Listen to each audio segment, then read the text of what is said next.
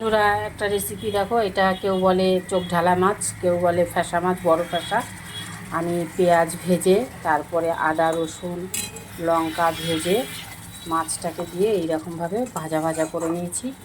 তোমরা এরকমভাবে করো, ভালো লাগে। মাছের ঝোল সবসময় ঝোল ভালো লাগে না খেতে, বেশ এরকম হবে। একটু গরম ভাতের সাথে মোছা মোছা করে খেলে দারুণ লাগে। দেখো এইরকম। এবার এটাকে তোমরা পুরো টানিয়ে একদম ভাজা ভাজা করে নিতে পারো, বা এইরকমও নামিয়ে খেতে পারো। তা আমি এখনই নামাবো।